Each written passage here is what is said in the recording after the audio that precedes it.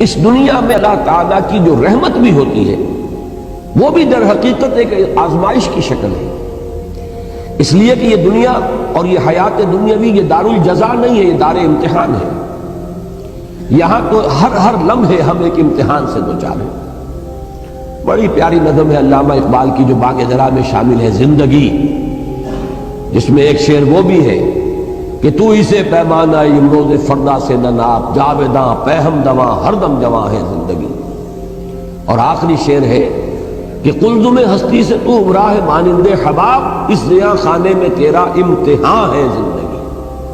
اور یہ در حقیقت ترجمانی ہے سورہ ملک کی اس آیت کی کہ ہم نے خلق الموت والحیات لیبلوکم ایکم احسن عملا۔ یہ موت و حیات کا سلسلہ، حیات مسلسل چلی جا رہی تھی، موت کا وقفہ ڈال دیا گیا، اس کے حصے کر دیے گئے تاکہ ایک چھوٹا سا حصہ علیحدہ کر لیا جائے، small chunk of our life, وہ علیحدہ کر لیا گیا تاکہ اس کو ایک امتحانی وقفہ بنا دیا جائے۔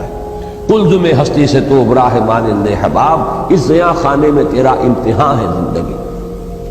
آگے چل کر اب زیادہ دور نہیں ہے، سورہ دہر میں بھی یہ مضمون آئے گا، سورہ ملک میں تو آ ہی چکا ہے بڑی وضاحت کے ساتھ، خلق الموت والحیات لیبلوکم ایکم احسن عملا۔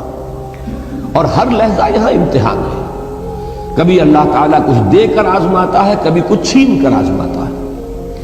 دے کر آزماتا ہے کہ بندہ شکر کرتا ہے یا نہیں، کبھی چھین کر آزماتا ہے کہ بندہ صبر کرتا ہے یا نہیں۔ ہر حال میں وہ میرے دامن سے وابستہ رہتا ہے یا نہیں، ہر حال میں راضی برضائے رب رہتا ہے یا نہیں۔ کہیں ایسا تو نہیں ہوتا کہ اگر نعمتوں کی بارش ہو تو ہم سے غافل ہو جائے، ہماری طرف سے منہ موڑ لے۔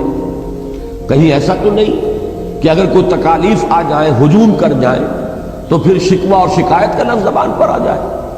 ہر حال میں ہونا یہ چاہیے کہ راضی برضائے رب رہے بندہ، چاہے یہ حال ہو چاہے وہ حال ہو۔ اس میں جو کلائمیکس ہے وہ سورۃ الفجر کی آیت ہے کہ انسان اگر اس دنیا کے اندر بدلتے ہوئے حالات کو چاہے، توحید مکمل ہے اس کی کہ وہ اللہ ہی کی طرف اس کو منسوب کر رہا ہے۔ فَأَمَّا الْإِنسَانُ إِذَا مَا ابْتَلَاهُ رَبُّهُ فَأَكْرَمَهُ وَنَعَّمَهُ فَيَقُولُ رَبِّي أَكْرَمَنِ۔ انسان کا عجیب حال ہے کہ جب اس کا رب اس کو خوب نعمتیں دیتا ہے، آزماتا ہے اس صورت میں کہ نعمتیں دیتا ہے، خوب اس کو اکرمہ عزت دیتا ہے، فَيَقُولُ رَبِّي أَكْرَمَنِ، تو وہ کہتا ہے مجھے رب نے عزت دے دی، باعزت بنا دیا، میرا اعزاز فرمایا۔ اب دیکھیے شرک یہاں نہیں ہے، وہ سب سے بڑی گمراہی جو ہے اس سے تو انسان بچا ہوا ہے، میرے رب نے مجھے عزت دی۔ شرک نہیں ہے، توحید موجود ہے، توحید میں کہیں کوئی اس میں کوئی خلا نہیں، کوئی نقص نہیں۔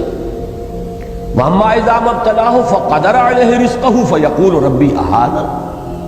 اور جب دوسری شکل میں اللہ تعالیٰ امتحان لیتا ہے کہ اس پر اس کے رزق کو تنگ کر دیتا ہے، ناپ تول کر دینے لگتا ہے، تھوڑا تھوڑا ایشو کرتا ہے، اس لیے کہ قدرہ کے معنی جو ہے وہ یہی ہے، اندازے سے دینا شروع کر دینا۔ ایک ہے بغیر حساب آ رہا ہے، اور ایک یہ کہ اب ناپ تول کر کے آ رہا ہے۔ فَيَقُولُ رَبِّي أَهَانَنِ، تو وہ کہتا میرے رب نے تو مجھے ذلیل کر دیا۔ اب ان دونوں جملوں میں توحید اور شرک کے اعتبار سے کوئی کمی نہیں ہے کہ کوئی گمراہی کی آپ نشاندہی نہیں کر سکتے۔ اللہ نے عزت دی اور اللہ نے ہی ذلیل کر دیا، لیکن فرمایا کلا، ہرگز نہیں۔ یہاں نفی کس اعتبار سے ہو رہی ہے کہ ابھی ہدایت کا ایک درجہ اور ہے۔ تم یہاں مال و دولت اگر مل گیا ہے تو سمجھ رہے ہو کہ یہ عزت ہے، اعزاز ہے، حالانکہ یہ بھی امتحان ہے۔ اور اگر کہیں تنگی آ گئی تم سمجھ رہے ہو یہ توہین اور تذلیل ہے، حالانکہ یہ بھی توہین اور تذلیل نہیں ہے، یہ بھی امتحان ہے۔ یہ دونوں کیفیات اس اعتبار سے برابر ہیں کہ یہ بھی امتحانی کیفیت، وہ بھی امتحانی کیفیت۔ ایک درجہ اس سے بھی اوپر ہے ہدایت کا، لَتَرْكَبُنَّ طَبَقًا عَن طَبَقٍ، ہدایت بھی درجہ بدرجہ آتی ہے۔ سب سے بڑی گمراہی تو یہ ہوتی کہ انسان یہ کہتا کہ مجھے نعمتیں ملی ہیں، یہ تو لکشمی بائی کی کرپا ہو گئی، فلاں دیوتا راضی ہو گیا، اس کی نظر عنایت ہے، مجھے یہ سب کچھ مل گیا۔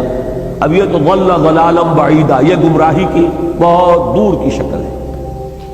اور کہیں اگر کوئی تکلیف آ گئی، فلاں دیوتا ناراض ہو گیا، معلوم ہوتا ہے کہ فلاں دیوی یا دیوتا کی نگاہ کرم ہم سے پھر گئی ہے، دو قربانیاں، آؤ کوئی ڈنڈوت کرو، کوئی تلافی کرو، راضی کرو۔ تو یہ تو سمجھیے کہ یہ گمراہی ہے دور کی۔ اس گمراہی سے آدمی چلا تو پہلا درجہ جو آیا ہدایت کا وہ توحید ہے کہ اس نے یہ کہا کہ مجھے نعمت ملی تو اللہ نے میرا اعزاز اور اکرام فرمایا، مجھ پر تکلیف آئی، تنگی آئی تو اللہ نے مجھے ذلیل کر دیا، تو اس کے اعتبار سے تو یہ ہدایت ہے۔ لیکن ابھی تیسری سیڑھی کو دیکھیں گے تو یہ بھی ابھی گمراہی ہے۔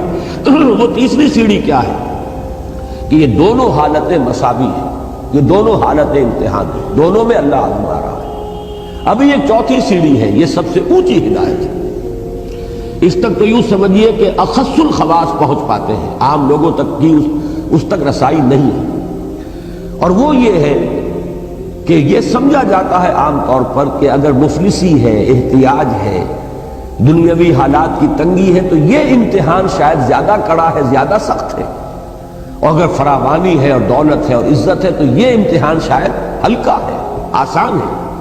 حقیقت یہ ہے چوتھی سیڑھی جو ہے ہدایت کی کہ اصل میں امتحان بھاری جو ہے وہ دولت کا امتحان ہے۔ اگر اللہ تعالیٰ زیادہ دیتا ہے، عزت دیتا ہے، وجاہت دیتا ہے، یہ امتحان زیادہ سخت ہے، زیادہ مشکل ہے۔ اگر تنگی ہے، مصیبت ہے، تکلیف ہے تو یہ امتحان آسان ہے، اس لیے کہ تنگی میں اور مصیبت میں لامحالہ انسان کا رجوع اللہ کی طرف ہوتا ہے، جبکہ محتاط ہے، فراوانی ہے، عزت ہے تو اس میں بہت شدید اندیشہ ہے غفلت کا۔ تو معلوم یہ ہوا کہ نتیجے پر اگر نگاہ ہے تو اس کے اعتبار سے یہ امتحان کے دولت ہو اور اس کے انبار ہو اور فراوانی ہو، یہ زیادہ مشکل امتحان ہے بنسبت اس کے کہ تکلیف ہو یا کوئی دنیا میں احتیاج کا معاملہ ہو۔ اس کے حوالے سے یاد رکھیے امام احمد ابن حنبل رحمۃ اللہ علیہ کا وہ واقعہ کہ ایک زمانے میں حکومت جو ہے تشدد کر رہی تھی، شدید ترین عتاب میں آئے ہوئے ہیں، مار پڑ رہی ہے، جیلوں میں ٹھوسا ہوا ہے، اور الفاظ یہ آتے ہیں روایات میں کہ وہ مار ماری گئی ہے کہ اگر ہاتھی کو بھی وہ مار ماری جاتی تو بلبلا اٹھتا، لیکن کبھی کوئی آنسو جو ہے آنکھ سے نہیں ٹپکا۔ لیکن جب حالات بدل گئے اور اب دارالخلافہ جو ہے یا بیت الخلافت، وہاں سے اب آ رہے ہیں اشرفیوں کے توڑے لے کر ایک شخص آیا ہے، تھیلی لے کر آیا ہے کہ یہ خلیفہ نہیں، کیونکہ خلیفہ بدل گیا، اب حالات جو ہے حکومت کے تبدیل ہو گئے۔ تو جب وہ تھیلی پیش کی ہے ان کی خدمت میں اشرفیوں کی، تب رو پڑے کہ اللہ میں اس امتحان اور آزمائش کے قابل نہیں، یہ امتحان کہیں زیادہ سخت ہے، کہیں مشکل ہے۔ تو ان چار درجوں کو اگر اللہ تعالیٰ توفیق دے تو یاد رکھیے۔